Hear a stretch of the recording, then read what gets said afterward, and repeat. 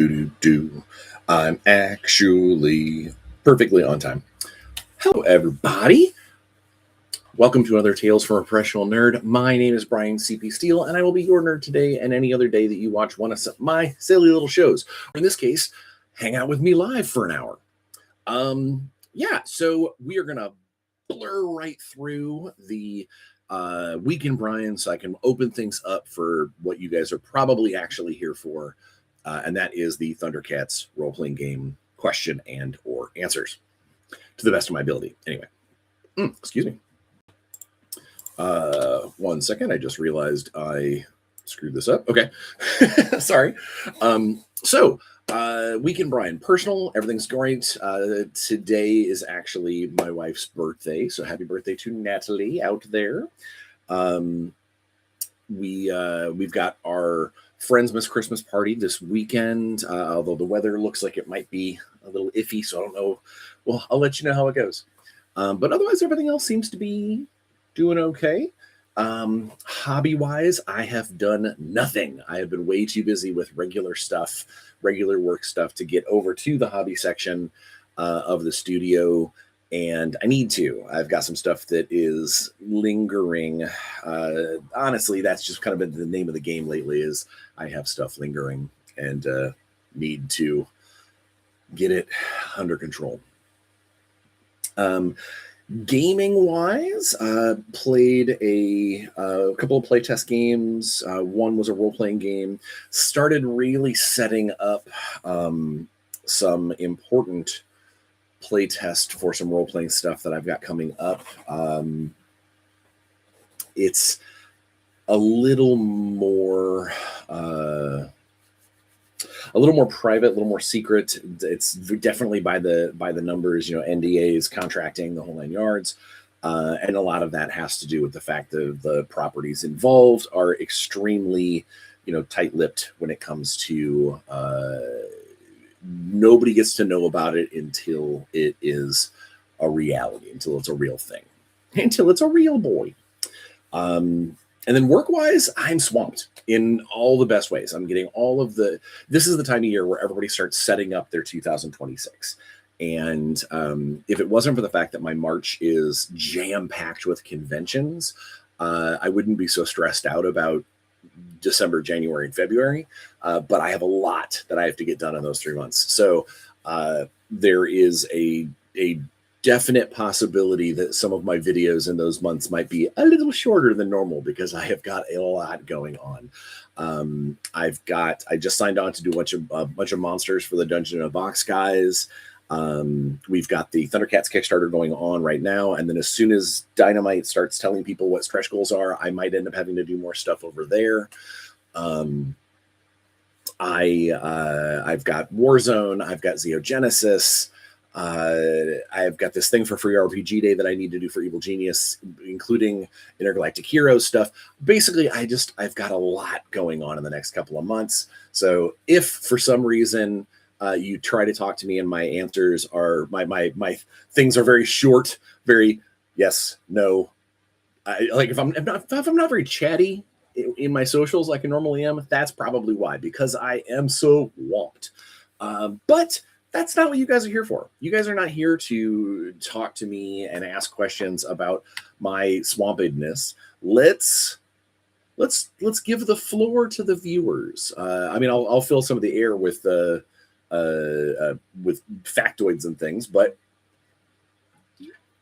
for now, first off, let's take a look at the Kickstarter at this point. The ThunderCats role-playing game is at, as of the time of this recording, $59,284. We have 651 backers and 35 days left to go. So there's a big chunk of time left to go on the Kickstarter for it to grow and become giganto super success. Now, all that being said, I do not have any, and I'll say this directly right now at the beginning of this Q&A. I do not have any control over what is being done with the Kickstarter itself. That is not what I was contracted for. I was contracted to help write and design the book, which is what I did. And I'm helping promote it and things because it is going to be a fantastic product for a lot of people, whether it's regular D&D players or people who want to set their game specifically on Third Earth or New Thundera or whatever. But all of that said, I do want to make sure that people know that there might be questions that are asked in this about the Kickstarter specifically, and some of my answers may be that is a decision made by someone else. I would love to be able to give you definitive answers to every question that you ask, but I don't have all the answers because Dynamite makes a lot of those decisions. Lynn Vander Studios makes some of the decisions, but ultimately it comes down to Dynamite and Warner as to how some of the Kickstarter is being handled / delivered out to people. So without further ado, I would love for people to ask some questions in the chat. If you have any questions. If not, if you're just here to listen to me go on and on, I will tell you about some of my favorite things from the ThunderCats project. First and foremost, I really enjoyed getting to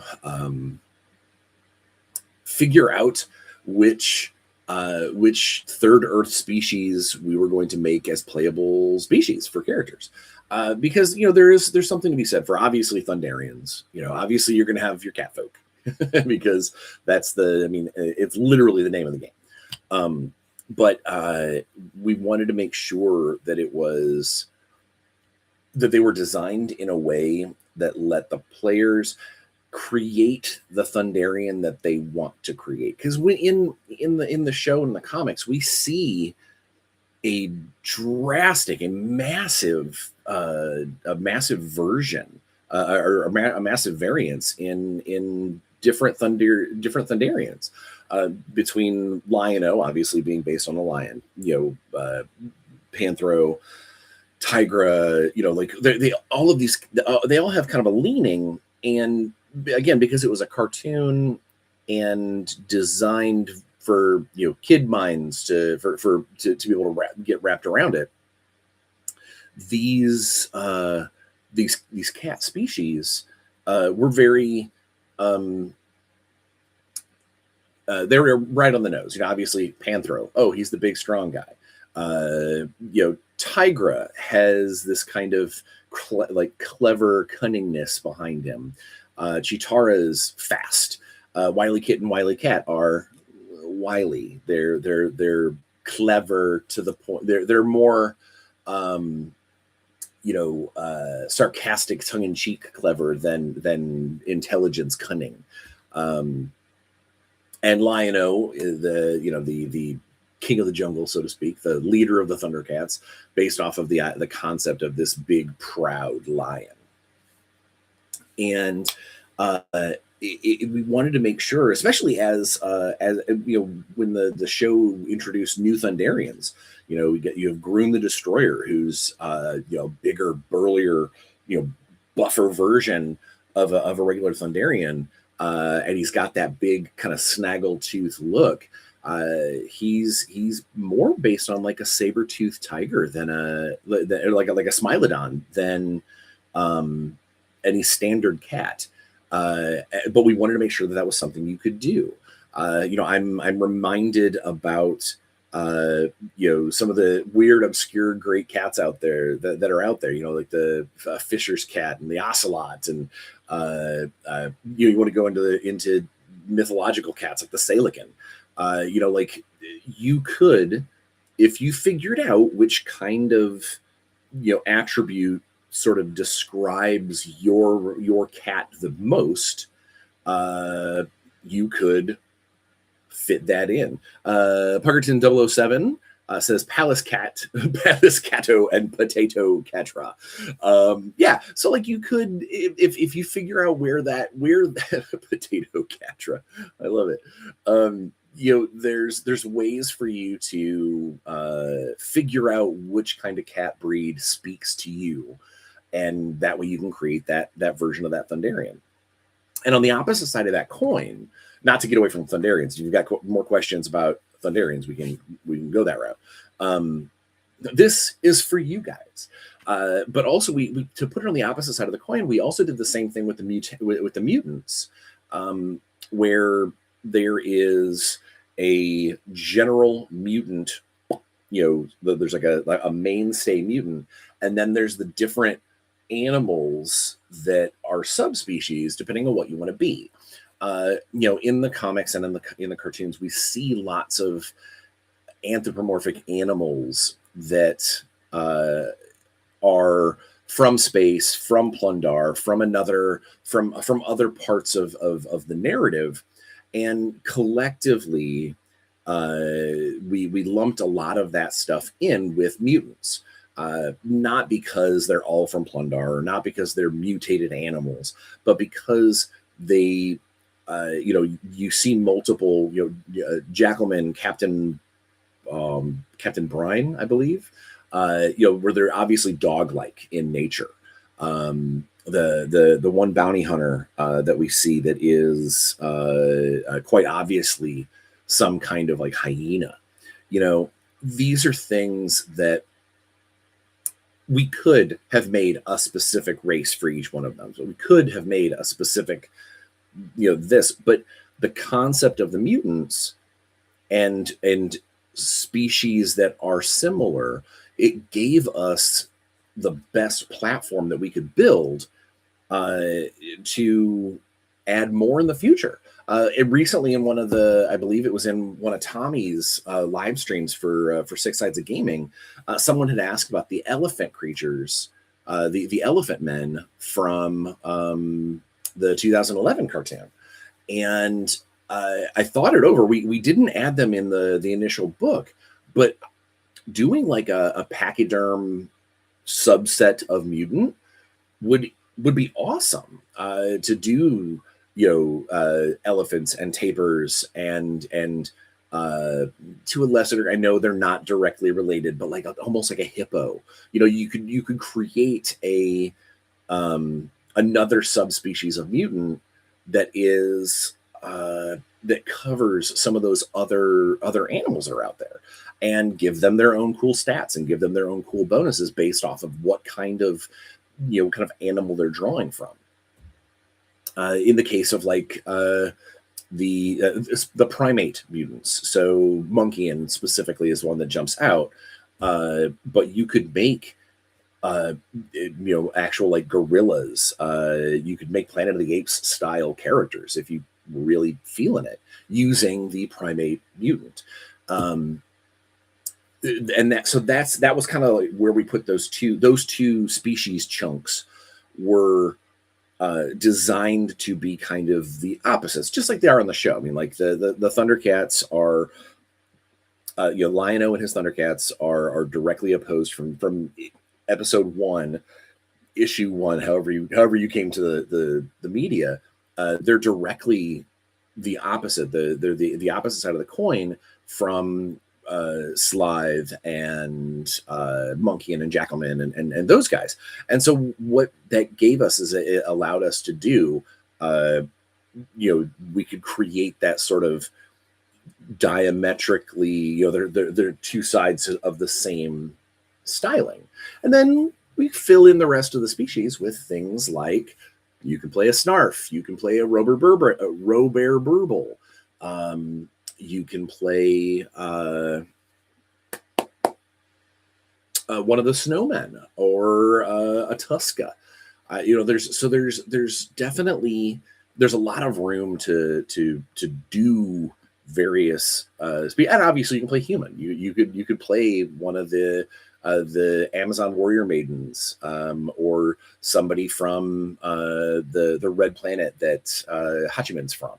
You could absolutely, if you really were feeling froggy, reptilian, no, you could absolutely play like an elf or a dwarf or something out of D&D, because one of the benefits of the ThunderCats license is, or the ThunderCats genre, is the open-endedness of space. You know, the number of episodes of the cartoon that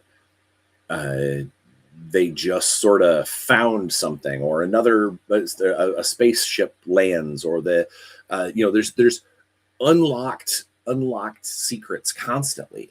And my view on that is that allows for the sandbox that is Third Earth, the sandbox of ThunderCats role-playing game. It allows you as players and game masters to add kind of whatever they want to the sandbox that we've created. You know, we built the walls, we build the pillars, but you know, we let you help fill in the corners. And one of the benefits of using a system as widely accepted as D&D 5e is, for the game masters out there, there is a lot. There is a mass amount of additional rules and species and equipment and spells and all these things that you could choose to add to a ThunderCats game if you wanted to.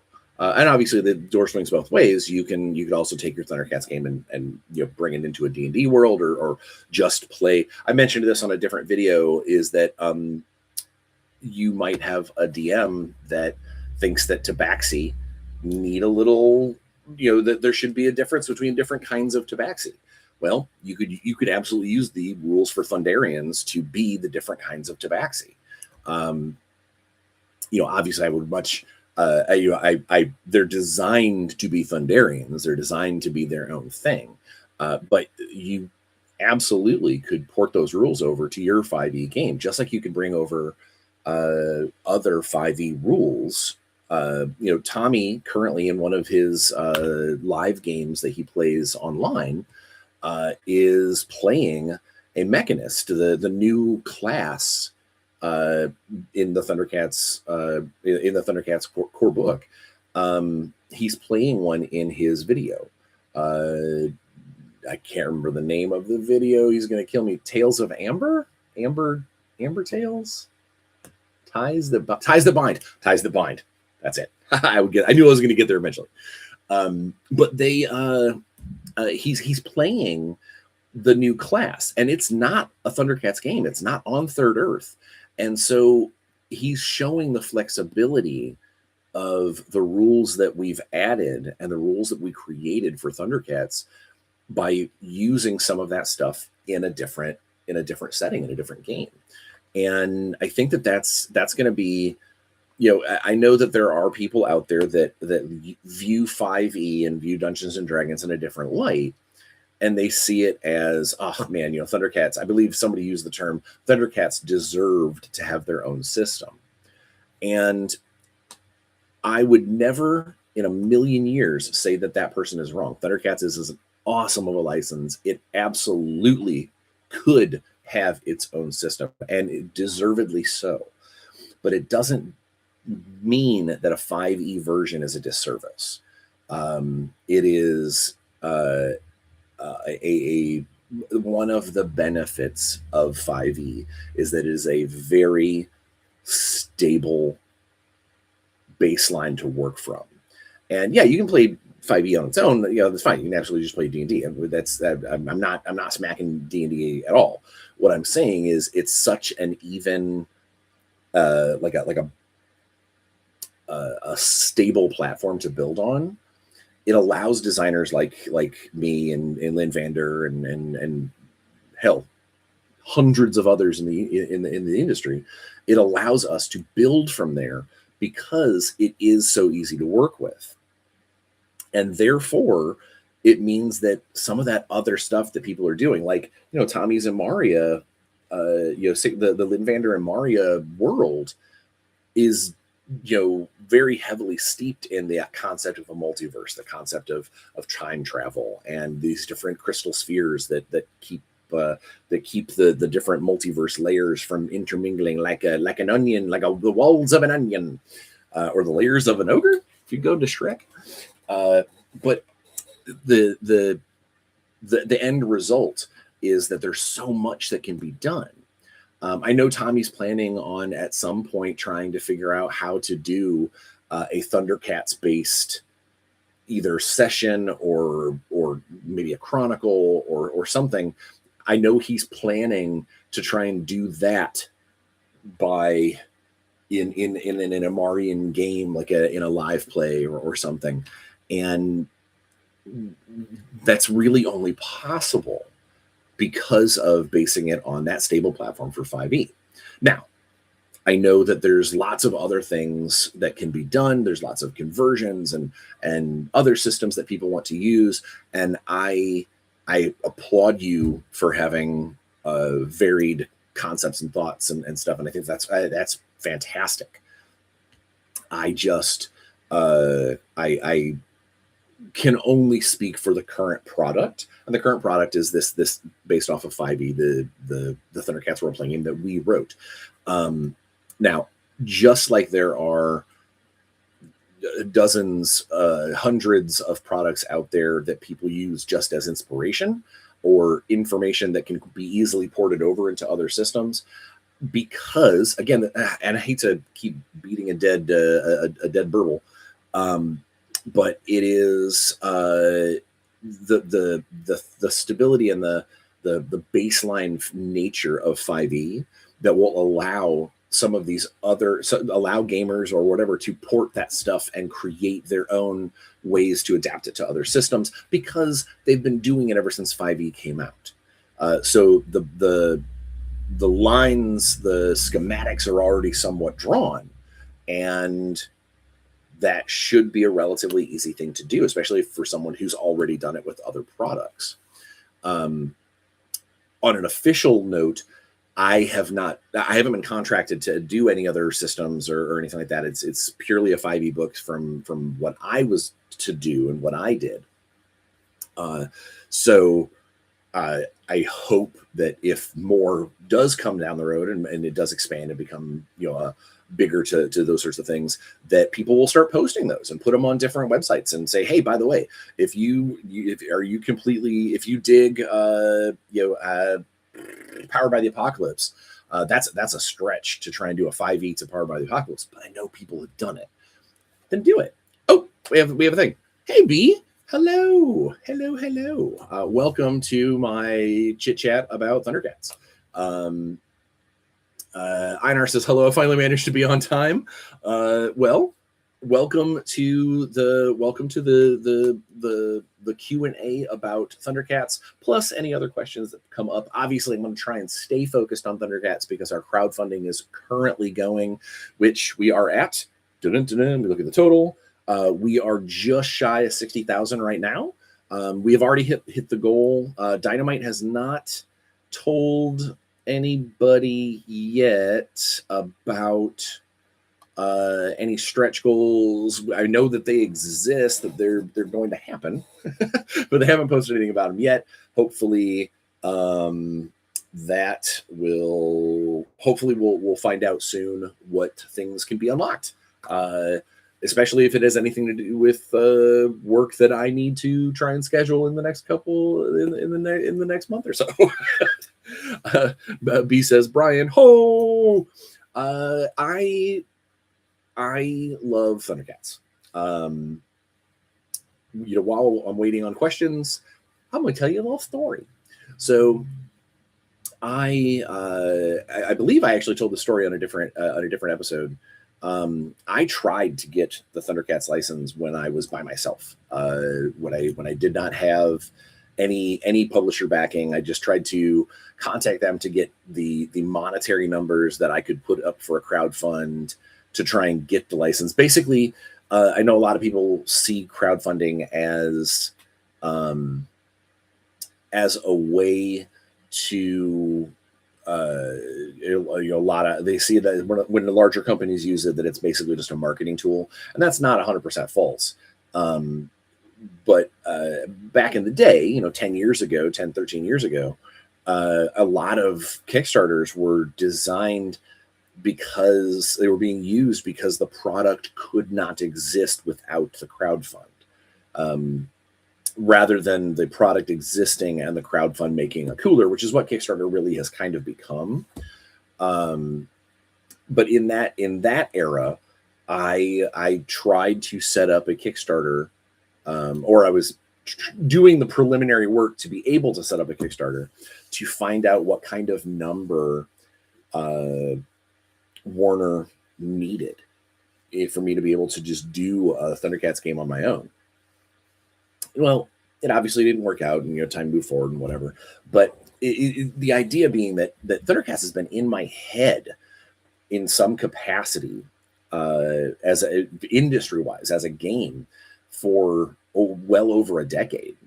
And when Tommy reached out and attached me to this project and asked if I wanted to be involved, which a silly question, but still glad that he asked. It absolutely it brought all those old thoughts and feelings and stuff back to the forefront, and I just immediately started putting words to page and started slamming out this stuff.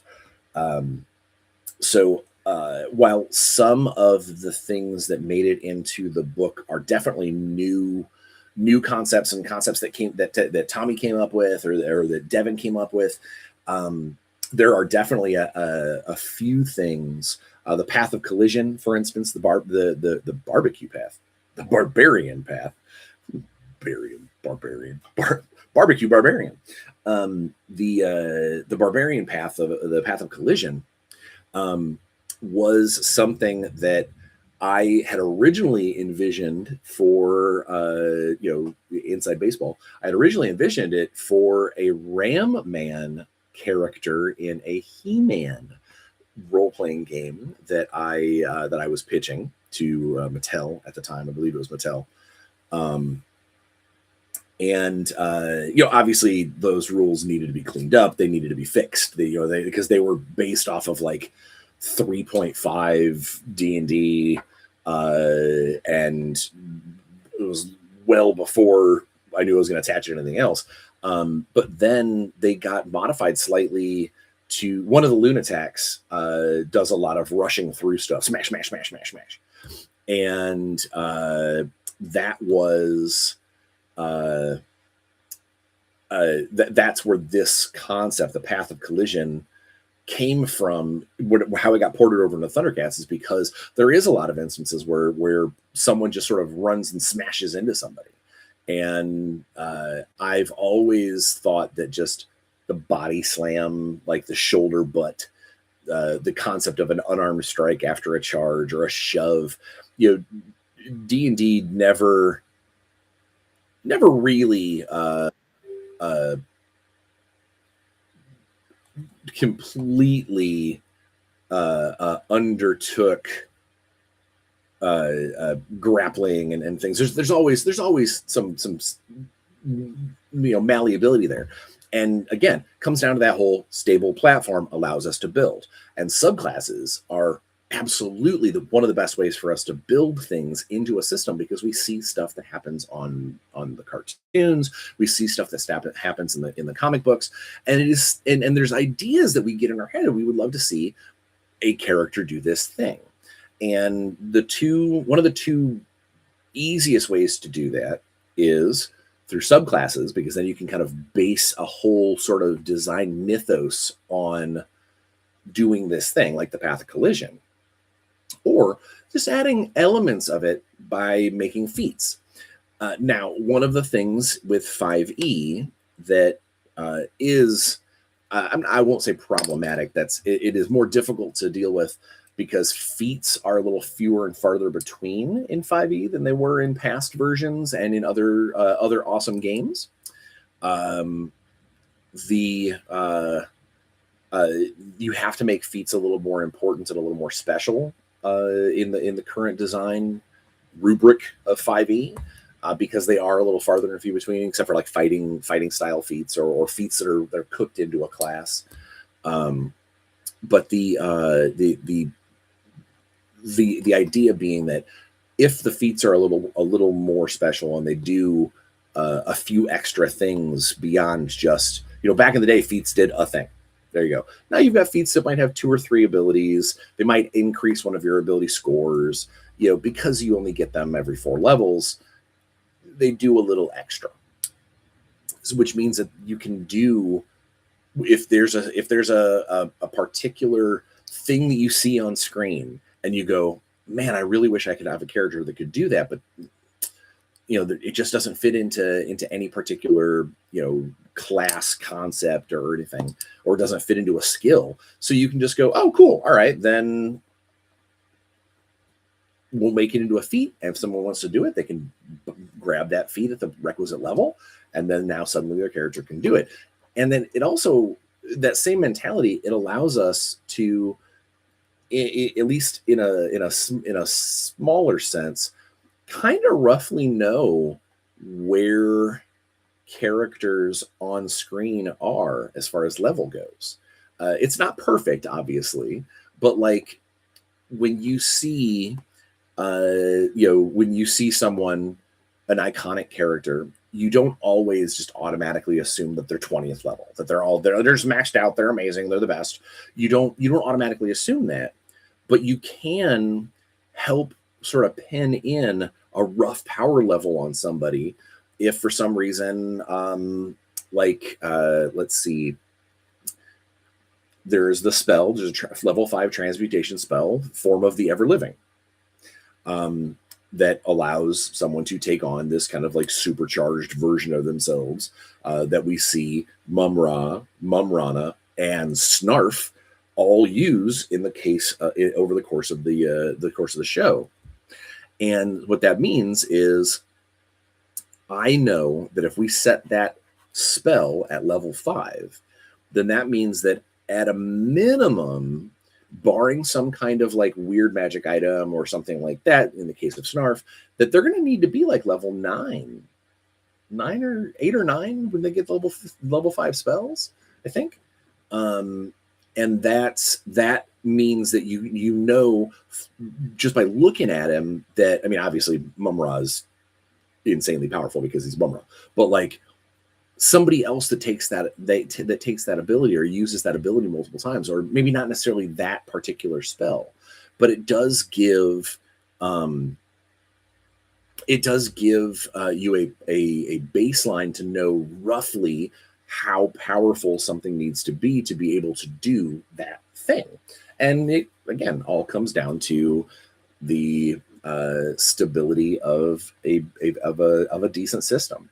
And I hate to keep pounding that stability, but that is absolutely one of the best parts of the rubric of 5e, is where you're starting from, and it gives you an absolute, like, you have a baseline that that you can always come back to.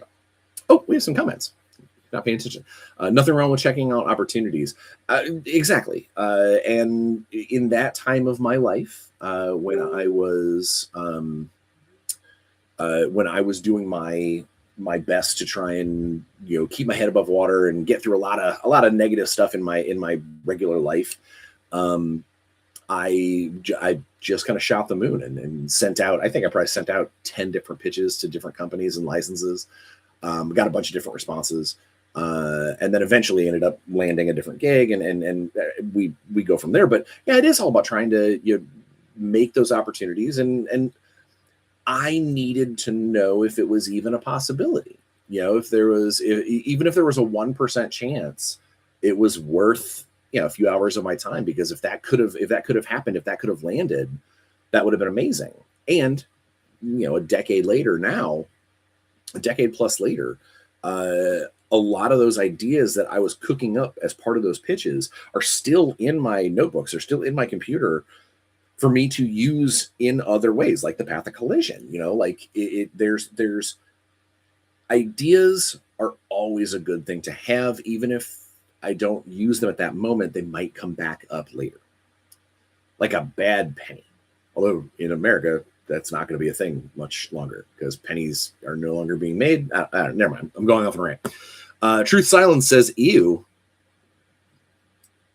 What are you ewing? What did you ew? Mosey says, I got your mythos right here. Oh, Mosey, we love you so much. Hope I just dropped my toy. Truth Silence says ew at 3.5.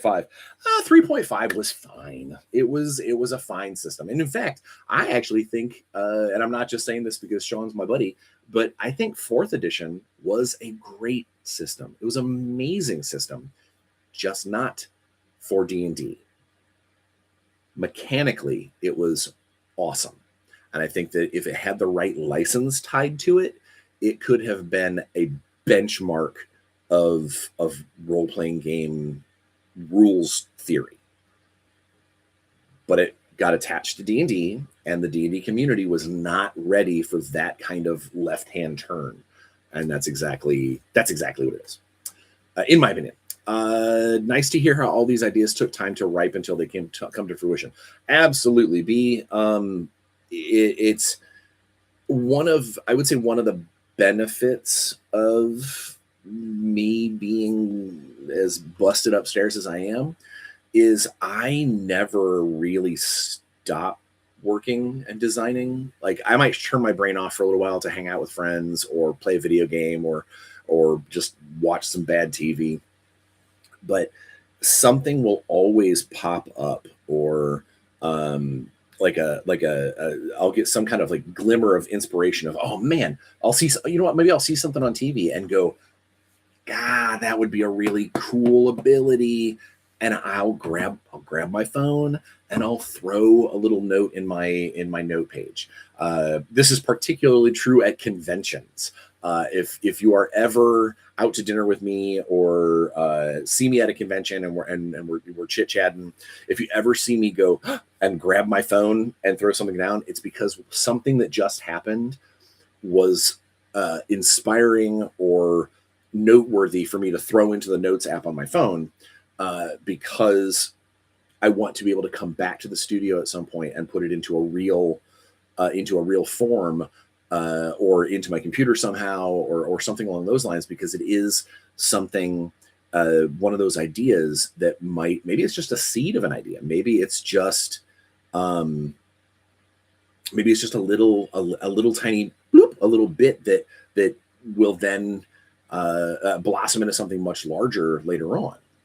But it is still all of that is we just got another backer. The thing just ticked over there.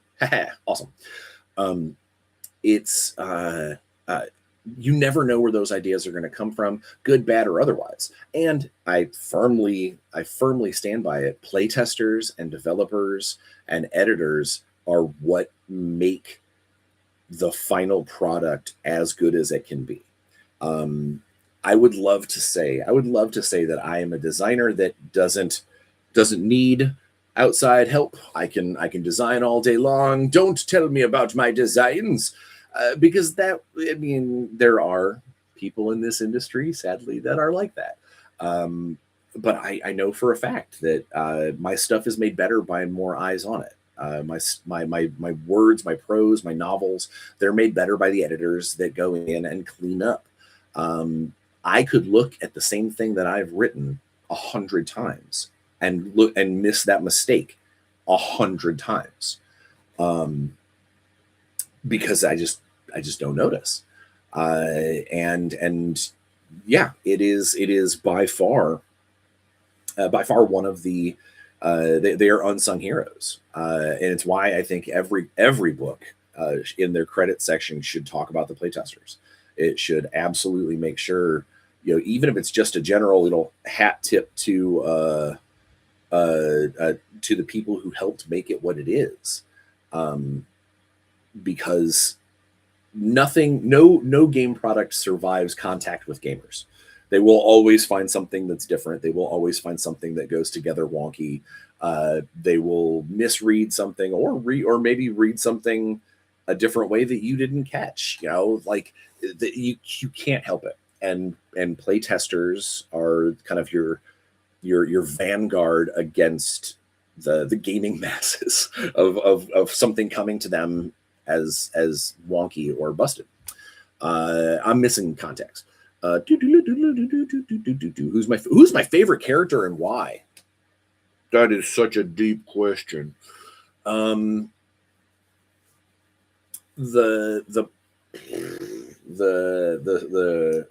cynic or the funny version of me wants to say Snarf. I do love me some Snarf. But I think I love the idea behind the space train bounty hunter, because it's so crazy. It's so weird. Like he's a bounty hunter that has a flying atmospheric at least interplanetary, potentially interstellar train set that is also designed off of a circus. And he's got a genetically elevated crow. He's such a weird NPC, and like it's just so crazy. It's so crazy. It's so out there. But he also is not a bad guy. Like so many of the characters that we meet in the ThunderCats collective are either absolutely villains, like nope, no question, villain, or immediately an ally. And I think that is one of the things that is done very well. Is there's several characters that Lion-O meets more often than not, and because he is a proud cat, he rubs them the wrong way, things that they get off on the wrong foot, and then eventually come around to them being really good allies. But I think that the bounty hunter, the space train bounty hunter, is one of my favorite like introductions or favorite characters, because he's just doing his job. He's not good. He's not bad. He's not evil and then is duped, and he's not a good guy that gets duped, and he's not evil trying to hide anything. He's just he Wily Cat is not on his list of people that he needs to imprison. So he's like, hey kid, why don't you give me a hand? You're local around here. And I mean, yes, getting a teenager to help you capture dangerous mutant criminals, probably not the greatest idea, but it's a sign that he's not. We don't get that mustache twirl of, yes, Wily Cat, do my bidding. It's literally just, hey, I got this thing. I could really use a hand. You know the location. Give me a hand. Oh, hey, your friends have shown up too. I'm going to throw them in, I'm going to throw them behind bars as well. He's an equal opportunity plot line, and I love that. But more than anything, I love Snarf. I love the idea of a species that is so close to another species that they're almost biologically the same. Like they, for example, when Lion-O or someone else uses the Sword of Omens, ThunderCats, ho, boom, the signal goes out. Everybody who sees it, who is affected, who is empowered by its sign, their eyes glow. They look up and shing, you get that noise, you get that image. And in fact, Linkso, who is blind, his ears glow. He hears it, but he still feels it. I know that sounds silly, but I think that's cool. Actually, it still affects him just because he can't see the light in the sky. He is still affected by its power, and so is Snarf, which means that Snarf and Snarfs collectively, Snarfer does later on, as well, is they are so close, so intermingled with Thunderians that their most powerful artifact, they're arguably the most powerful artifact in Thunderian history, also affects Snarfs. And there's something cool about that it isn't just Thunderians that see this. It's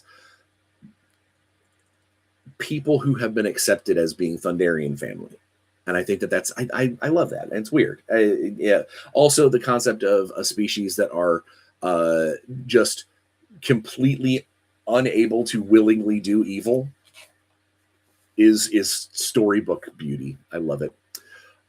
Intergalactic inclusivity. There you go. Yeah, exactly. I love the idea that this sword, this magic item, because there is something to be said for when it comes down to like rules and quantification, that you often have to say all creatures or all creatures of a certain type or all this, all that.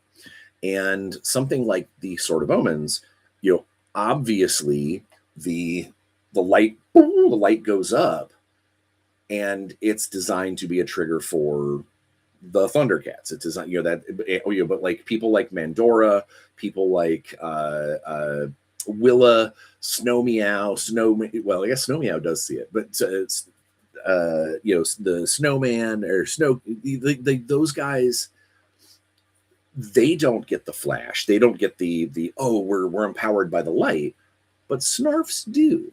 And I love that. Mosey says, "Oh no, because I know the conversation we've had."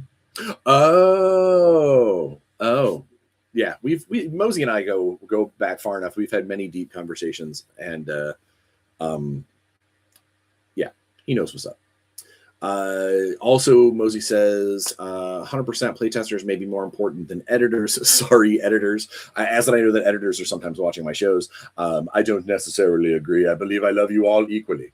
But no, playtesters they're so good. They are absolutely worth their weight. So for people who don't know, I do a lot of I'm the lead designer on a couple on currently one miniatures game and a developer on a couple of others. And playtesting for those games are beyond important. In a role-playing game, playtests are important because you don't want to make broken combos. You don't want to make something unfun or just useless to use, or something that maybe doesn't function the way it's supposed to. That's what playtesting is really all about, especially in a role-playing game. For a miniatures game, it can be game breaking to have something that works above that fights above its weight class, so to speak. Or you might create something and maybe its rules are just lackluster enough that it just doesn't sell, and that's obviously financially devastating to the game. So you've got to find that sort of the designer and developer. We have to come up with something cool that fits as close to that middle ground as possible. And then it is up to the playtesters to help us shine it, polish it, refine it to the point where then it becomes the final product and hopefully hits the public eye with as few weirdisms and messed up stuff as possible.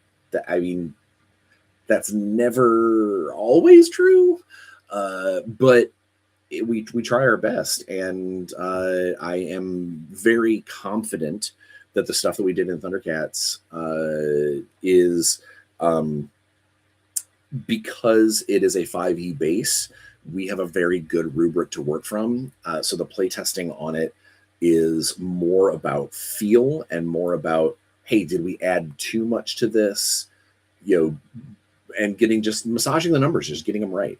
Rather than is this completely messed up from Jump Street. B says, I'm sorry, gotta go picking up some dinner. Much success with the campaign and stay awesome. B, since I know you're not here, I hope your dinner is amazing, and you, in fact, should also stay awesome.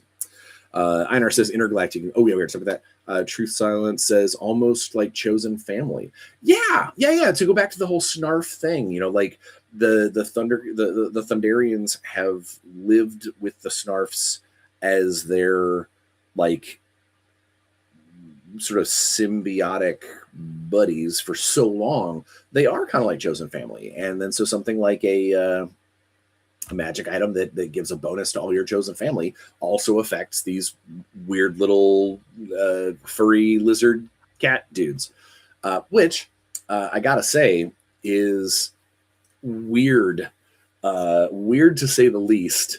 In the comics, Snarfs are they're telepathic. They don't really talk. They're almost kind of like, they're treated almost kind of like R2D2 or Wookiees in Star Wars. Like, you don't hear what they're actually, they're obviously making some kind of noises or whatever, and you don't get to see the thought bubble, but the Thundercats are reacting to it as per normal. In the Thundercats role-playing game, we went with the classic version of Snarfs. Them being able to speak, them being not quite so animalistic. I mean, they're all animalistic, but like, yeah, they can run around on all fours, but they are more humanoid than beast, even though they're still classified as beasts. Part of that is because in so many games that have come in the past, language barrier can be nightmarish at the table if it is a player character that has it. So like, I've been in Star Wars games where the Wookiee has to talk to one guy who's the only person who knows Shiriwook, who then translates to everybody else, and then almost after a session or two, immediately that gets thrown away because someone says, can you just always translate, and we'll just say that you're translating. Okay. So it becomes a non thing anyway. So we would much rather just start from the point of Snarfs being able to talk and just leave it at that. And Einar says, darn it, got to go put the little one to bed, but I'll be sure to watch the rest later. Thanks for the answers and have a great weekend. I hope that your little one sleeps wonderfully. And thanks for stopping in, asking questions, and you have a great weekend as well. So we are in the last 9 minutes. Man, this went by fast. Lives always do. I always feel like I just look up and the clock is already ready to rock and roll. So we're down to like the last 9 minutes, 8 minutes at this point. Geez. Are there any other questions that people want to ask specifically about the Thundercats role-playing game? Because that is what this is for, and I don't want to just sit here and pontificate because I can do that every week. This is specifically to talk about the project currently at Kickstarter with 652 backers, pledged at $59,344. Although if I hit refresh, maybe that'll go up. It did not. Truth Silence says, what was your biggest challenge you are proud of figuring out? Specifically in Thundercats, probably making a system for vehicles. D&D notoriously, I mean, yes, there are rules in the DMG for sci-fi type stuff, some modern guns and laser guns and stuff, but it has never, and this goes to any version of it, it has never really handled vehicle combat, not very well anyway. Even Spelljammer, as a it is a game based on giant spaceships floating through the astral sea. It treats them almost just kind of like environments rather than and yeah, ship to ship combat, sure, but like personal level vehicles have never really done. There hasn't been that much for it. And one of the things that we wanted to do with Thundercats was that they are such a big deal in the show. I mean, they ride around on the Thunder Tank all the time. The Feliner, hell, Wily Kit and Wily Cat's hoverboards, their space boards. Those are technically vehicles. And the mutants, the Skycutter, Nosediver, like there's all these. Yeah, it was a cartoon that made a lot of toys, but those toys were vehicles that you got to see on screen. And so one of the things that we wanted to do is make kind of a subsystem, a system that it's not just a wagon or a cart that's got some hit points and can carry stuff. And it's not just a weapon that you ride. There needed to be more to it than that. And so we instituted a system that, you know, it is basically like a big piece of equipment that's got a lot of its own stats. It's got its own strength. It's got its own constitution. It has its own hit points, but it also has a threshold number, meaning that you can't just walk up to the thunder tank with a dagger and go, eventually, ding, ding, ding, ding, ding, ding, ding, ding, ding, ding, I'm going to kill it. But we also didn't want to just give it damage resistance, because that also can make things seem boring or maybe too easy to overcome. So the way the threshold system works is, let's say you have 200 hit points and a threshold of 15. It means that you can take 200 hit points worth of damage before you start taking like actual damage to the structure of the vehicle. But nothing that does less than 15 damage can actually reduce your hit points. Meaning that like small arms fire, crossbow bolts, and little things. So, you know, somebody walks up to the thunder tank and goes, ting, ting, ting, ting, ting. It does nothing. But somebody walks up to the thunder tank like a giant and slams it for 30 damage. It takes all 30 damage because it's past that threshold number. It isn't like damage reduction that just lops the damage off. It just basically says, for this thing to be hurt, it has to take at least this much. And so for something like the Thunder Kittens space boards, it might only have a threshold of 5. So yeah, a strong, someone with a person, big smash might be able to punch a hole into that thing, but just walking up and, you know, scratching it, keying the car, so to speak, isn't. So a dagger that rolls a 20 doesn't get to scratch the tank. Ha ha! We did make sure. So I mentioned when you run out of hit points, you run out of hit points, and then your vehicle becomes damaged. Well, there is, rather than just going into death saves or anything like that, there is actually a damage chart of things that can happen to a vehicle once you take damage after your hit points are gone, or suffer a critical hit. So that dagger, or in the case of like a precise crossbow bolt or something, it is absolutely possible that you could slice a single cable, or you hit the power cell on the turret of a gun, or something along those lines. It is possible. It's just extremely unlikely, hence why a critical hit allows for it. Now, that being said, a single dagger is not going to be able to critical hit something and then automatically kill the vehicle, because it hits the thing that rolls max the chart. You have to get multiple damage results to get to the point where the vehicle is destroyed. So you are more likely to cause it to stall out, cause it to lose charges. Maybe it can't use one of its guns, or it slows down. You know, you're going to damage it more with those critical hits, or getting it past 0 damage. And then eventually the die roll, because the more damage you've taken, the better modifier that gets added to that die roll, and the top of the chart is vehicle destroyed, or vehicle goes completely. So yeah, it is extremely unlikely that the dagger is going to hurt the thunder tank, but it might cause it to be inconvenienced, and it might lead to you could sabotage it effectively, you know, get that lucky crit, you know, to do the damage that's required to possibly do a fuel ruptured cell, or something along those lines on the vehicle chart. And I think that's in practice, it means that vehicles are going to be important. But I know I'm running out of time, but I do want to say, you asked about vehicles.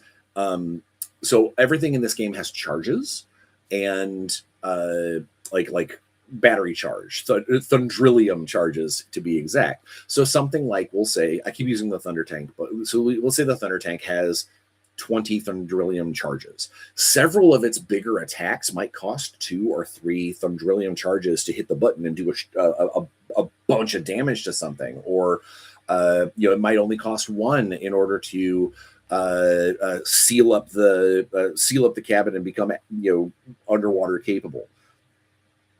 And rather than every single attack that it can do, every time it shoots its tiny guns, or every time that the nosediver drills past somebody, that it every single one of those attacks, unless it's a special attack, doesn't necessarily cost any charges, but it does cost 1 charge. You have to have at least some juice in the battery to roll for initiative with the vehicle. Basically, you enter combat mode for the cost of 1 charge. Once you're in the combat, and once you're in combat mode, your basic moves, your basic attacks, those are all part of being in combat mode. Now it's all the extra stuff. I want to move twice as fast. I want to evade damage. I want to use my particle cannon turbo rack on the back of the Thunder tank. Those all cost additional charges. And then so even if you're in combat mode, you go through, let's say you completely empty your battery over the course of the combat. Like you're using everything, you're blasting, you take some damage, and you lose some charges. You're completely cashed out. You're 0 charges at the end of this combat. When the combat is over, that's when your vehicle is going to stall out. That's when your vehicles go, and that means you now have this cool plot line, this cool narrative moment that, yeah, the Thunder tank saved your bacon. You beat all the bad guys. You used that vehicle to its highest combat prowess. But now it's just sitting there. It's a paperweight that you now have to go and find more Thundrillium. You and your party got to throw a tarp over it and go, okay, let's go find the power cell. Let's go find some power source. Or somebody like a mechanist class or the operator fighter might be able to transfer the power from that plasma cannon that one of your guys has to charge into the tank just enough to get us home. We wanted charges and fuel and vehicles to be just as much of a resource as a tool and a plot device. There's going to be entire encounters based off of going to get fuel for your vehicle, going to charge up this thing. Maybe the player characters find a vehicle that's out, crashed in the wilderness, and there's no one around, and it's the battery tank is empty, and you're like, we got to get it back to base. We got to get it back to the cat's lair to see what's, to boot up these things. How do we get fuel to this thing, et cetera, et cetera. To answer that last question, I think that was the biggest challenge that we had, was to make vehicles new, interesting, and fit the concept of what we see in ThunderCats. And I think that we hit it on the head. I think that we did great. And I look very much forward to hearing about everybody's cool vehicles that they design on their own using our vehicle design system that's in the book. All right. So I've gone my hour. We're going to call it there. I appreciate everybody who came out. Everybody asked questions. If you have more, please leave it in the comments. Not only will I go and answer them later, but it does also add you to the comment raffle pool for December. And you could win a prize, which I'm getting ready to ship one out to last month's winner today. So you guys, thank you so much for swinging out and talking about ThunderCats. Thanks for please spreading the word about the ThunderCats role-playing game, and let's see if we can't get some stretch goals to unlock and make this as successful as possible for multiple reasons. But also, if this is really successful, maybe we'll get to do some more cool stuff with Dynamite, like Silverhawks. That would be great. So until next time, please be safe. Wash your hands, get your shots, wear a mask, dress warm, say nice things to your grandmothers. I don't know. I got nowhere there. Just basically try and leave every room a little happier than when you got there. And I think we'll all be okay. Until next week, please be safe, have fun, and play some games. 'Cause I'm gonna. Bye, guys.